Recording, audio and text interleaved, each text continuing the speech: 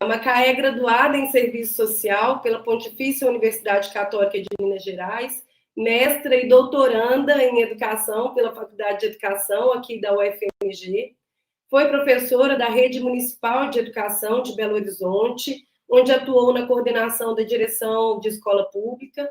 Ela atuou também como gerente de coordenação da política pedagógica, como secretária adjunta e como secretária municipal de educação no período de 2004 a 2012, com o programa Escola Integrada de Vento em Popa, né, Macaé? Foi professora do curso de Magistério Intercultural Indígena e coordenou o programa de implantação das escolas indígenas em Minas Gerais. Macaé atuou como secretária de Alfabetização, Diversidade e Inclusão do Ministério da Educação, foi secretária de Estado de Educação de Minas Gerais entre 2015 e 2018 e atualmente é deputada estadual na Assembleia Legislativa de Minas Gerais. Tem experiência de educação com ênfase em educação, atuando principalmente nos seguintes temas: pluralidade, educação, educação indígena e políticas públicas. Macaé, a gente agradece enormemente pela sua presença, a gente sabe de todas as costuras que foram necessárias e ajustes para você estar aqui. Passo a palavra agradecendo. Boa tarde, muito obrigada. Eu quero saudar em nome da professora Bárbara, da professora Vanessa e da professora Lucília, que está nos acompanhando aqui nessa tarde, o convite para participar desse momento. Eu quero dizer para vocês que meu coração está muito alegre, muito feliz da retomada, né, dessa formação e dizer também da importância desse tema, né? A gente pensar a educação integral, a construção do direito à educação, num cenário, né, nesse momento mais favorável, mas sempre lembrando que o direito à educação ainda está em disputa no nosso país, né? Nós ainda temos uma conjuntura política que é preocupante no que diz respeito à condição docente, ao fortalecimento das escolas públicas e de pensar uma escola com a centralidade nos estudantes e nos sujeitos, né? Então, eu queria saudar aqui todos os professores, professoras que estão participando desse curso e dizer que é nesses momentos, né, que a gente se fortalece. Então, eu queria aqui primeiro dizer assim, dessa alegria e da nossa responsabilidade, né, na reconstrução do direito à educação no nosso país e na defesa da educação integral. Eu vou falar bem rapidamente um pouco da nossa experiência em Belo Horizonte com a educação integral, e é bem importante a gente dizer que a nossa luta aqui na capital mineira, ela coaduna com a luta de educadores em todo o Brasil, desde a nossa luta pelo reconhecimento do direito à educação na Constituição de 88, a nossa luta para que a gente pudesse ter um estatuto da criança e do adolescente que pensasse as infâncias numa agenda de proteção integral, a luta permanente, né, gente, pela construção da LDB e pela efetivação da educação básica, da educação superior e da garantia de cada vez mais todas as infâncias e juventudes no nosso país possam, né, ter uma trajetória escolar sem interrupção, com muita qualidade. A nossa experiência de educação integral em Belo Horizonte, ela nasce num contexto, né, ainda que antecede aos financiamentos públicos e a políticas indutoras por parte do governo federal. Mas é uma experiência que nasce, eu vou dizer sempre, remonta à experiência em Belo Horizonte da escola plural, que foi uma proposta pedagógica que, na verdade, ela demarca, eu acho, essa concepção de educação integral com a qual nós trabalhamos.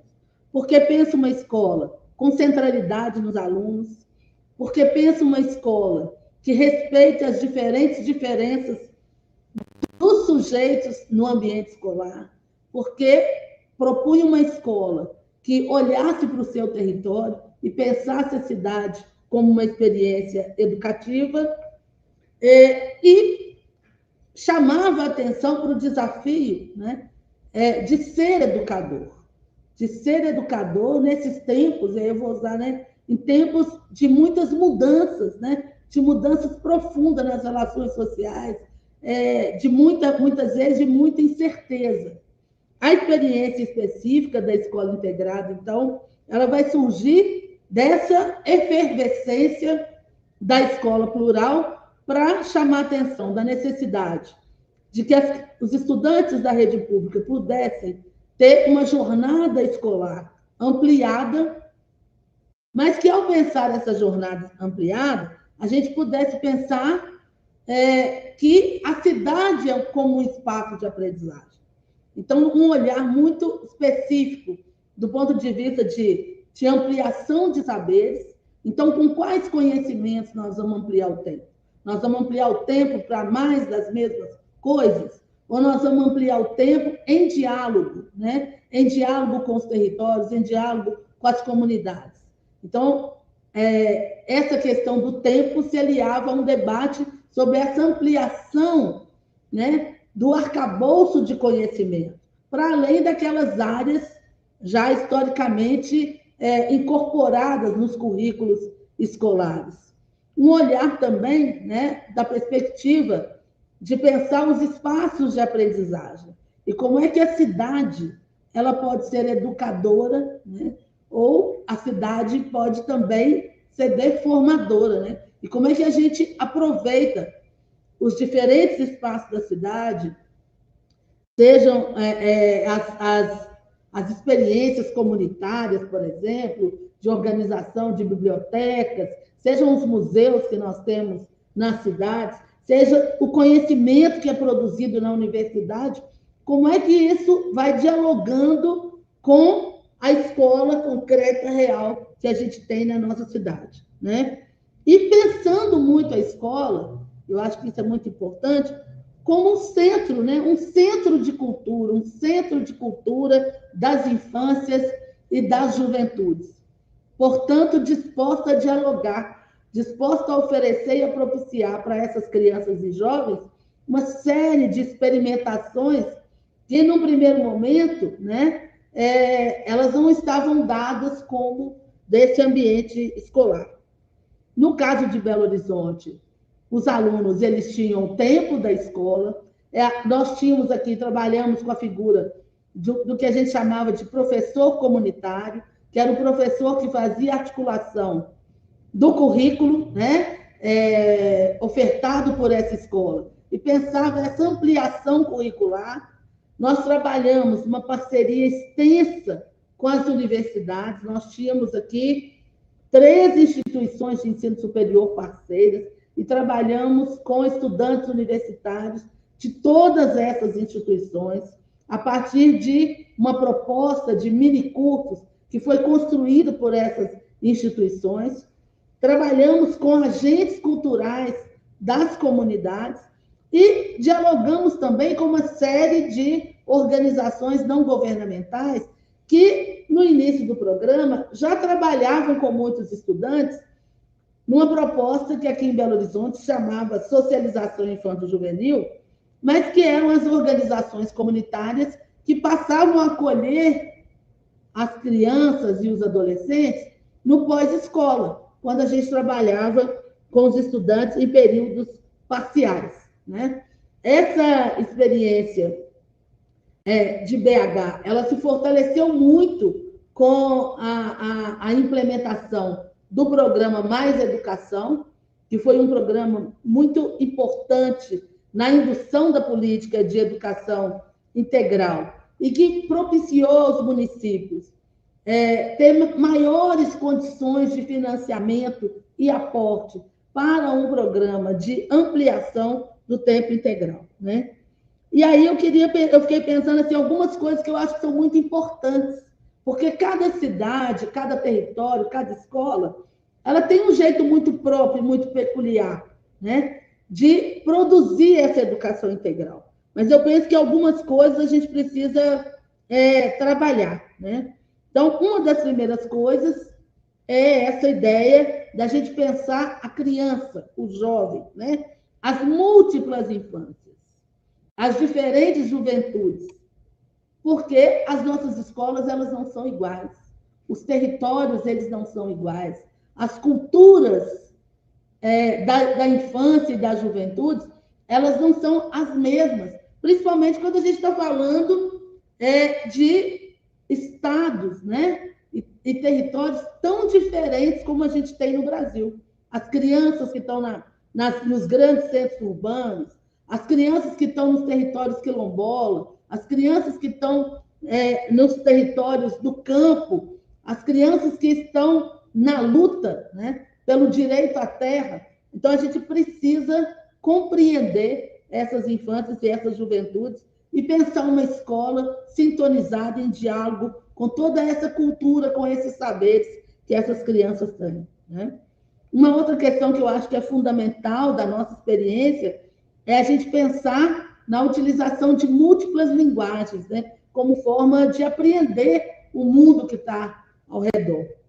E isso hoje, gente, eu acho que implica para nós muitos mais desafios. O que aconteceu com as crianças, com a juventude, mesmo conosco, professores, né?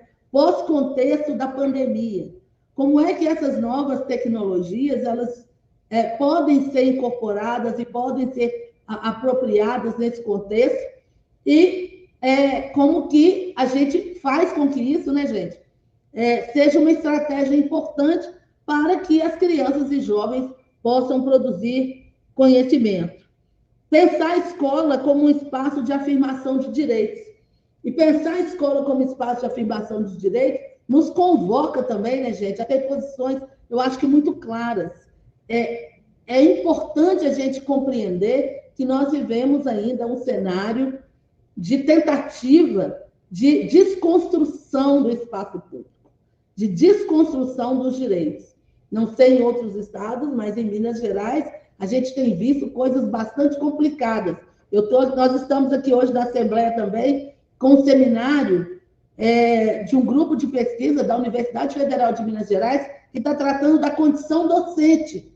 E aí, quando a gente pensa a escola como espaço de afirmação de direitos, se a gente pensar a condição docente, nós vemos que essa escola está sob ataque, né? Nós somos um país em que temos pouquíssimos professores concursados, os professores não recebem o piso salarial nacional, em sua maioria. Nós temos ainda um conjunto muito grande de professores e de estudantes que têm acesso a professores que não têm a formação adequada às áreas em que eles estão trabalhando, para além dos ataques de privatização, de entrega da gestão das escolas para organizações sociais. Então, reafirmar a educação integral, reafirmar o direito à educação, é também a gente lutar cada vez mais para que a escola, né, gente, ela seja reconhecida como um bem público e, portanto, a gente tensionar todo o tempo essas tentativas de privatização da escola pública e pensar que escola é essa que nós queremos. Porque quando querem atacar a escola pública, na verdade, querem atacar o público da escola pública. Aqueles que eles acham que não podem ter direito à educação, que são as crianças, as infâncias negras, as infâncias trabalhadoras, as infâncias do campo, as infâncias com deficiência, né? Porque se trata de negar direitos a todos esses grupos sociais. E um outro aspecto que eu queria rapidamente chamar a atenção é sobre a necessidade de, ao pensar a educação integral, a gente pensar também na intersetorialidade, na transversalidade das políticas públicas. Não é possível pensar a educação integral sem pensar segurança alimentar, sem pensar uma política de saúde para as infâncias e o fortalecimento do SUS, sem a gente pensar uma política de assistência social que dialogue, né, com os direitos das infâncias e com o direito daquelas pessoas que estão empobrecidas, né?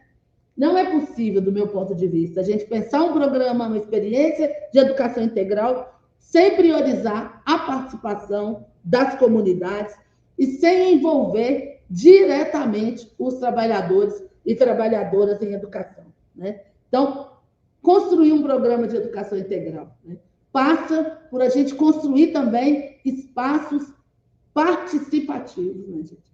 Participativos, de envolvimento das comunidades e de envolvimento dos trabalhadores. Porque não pode ser uma experiência de fora para dentro, mas é preciso que as redes olhem para si mesmas, construam espaços de interlocução, espaços de diálogo, espaços de produção coletiva, de pesquisa, de reflexão, para que a gente avance cada vez mais, conhecendo o nosso território. E para encerrar, né, para dizer, porque é importante conhecer o nosso território, não para a gente ficar encerrado nele mesmo, mas para terminar aqui com um ensinamento que eu aprendi aqui com os povos indígenas de Minas Gerais, que é porque para a gente conhecer, a gente precisa ter um pé na aldeia e um pé no mundo, né? Então, a gente precisa olhar para os nossos territórios até para que a gente possa conhecer e reconhecer esse mundão que está aí. Gente, eu espero ter podido dar um recado aqui breve, desejar muito sucesso para vocês, dizer que eu quero muito acompanhar todo esse trabalho que vocês estão fazendo aí nos diferentes municípios, e a gente se encontra, né? Aqui na Assembleia a gente diz, a gente se encontra na luta, é na luta que a gente se encontra. Muito bom trabalho para vocês, boa formação, boa tarde, muito sucesso aí para todo mundo. Macaé, somos nós que agradecemos. Você começa falando, né, dessa grande responsabilidade, né, que está sendo colocada, essa grande tarefa que está sendo colocada a nós, e a gente tem alegria também de pensar que a tarefa é grande, que bom que a gente tem muitos parceiros e aliados nessa luta né, na qual a gente se encontra, né? Vou registrar aqui, ó, Galdina está dizendo, né, do seu papel como grande defensora dos direitos humanos, a UNC-MMG também dizendo da sua competência, atuação competente, a Thelma Barroso também te cumprimentando. Eu vou aproveitar e registrar aqui a presença dos professores Renê Silva e Thelma Barroso, que estão com a gente na gestão nacional do curso. Agradeço enormemente pelas suas palavras e a gente também quer contar né, com a sua colaboração aqui para nos ajudar a pensar as políticas de educação integral em tempo integral nos estados e municípios. Márcia também te manda um abraço aqui, Regis. Márcia Corrêa. Obrigada, Macaé.